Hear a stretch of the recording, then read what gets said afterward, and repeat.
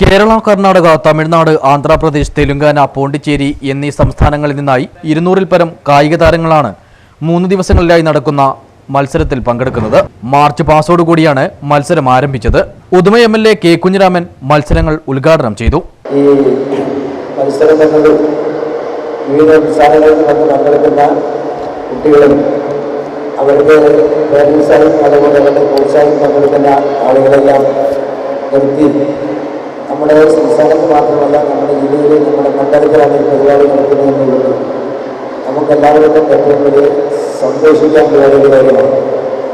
Sports രംഗത്ത്, കായിക രംഗത്ത്, അതുപോലെ കലാരംഗത്ത് നമ്മുടെ കുട്ടികളെ പ്രോത്സാഹിപ്പിക്കുന്നത് നമ്മുടെ നാടിൻ്റെ ഒരു പ്രധാനപ്പെട്ട ആവശ്യമാണെന്ന് എല്ലാവരും അറിയാം.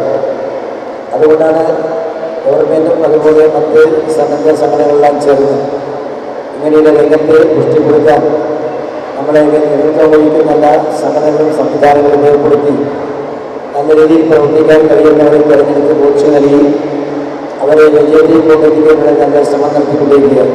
സംഘാടക സമിതി ചെയർമാൻ M. രാമചന്ദ്രൻ മാസ്റ്റർ അധ്യക്ഷനായിരുന്നു. Tennikoit federation of India secretary S. Ravi report അവതരിപ്പിച്ചു.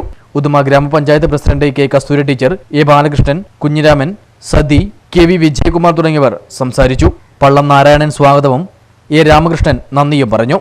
കേരള ടീം ക്യാപ്റ്റൻ മത്സരത്തിൽ പങ്കെടുക്കുന്നവർക്കുള്ള പ്രതിജ്ഞ ചൊല്ലിക്കൊടുത്തു.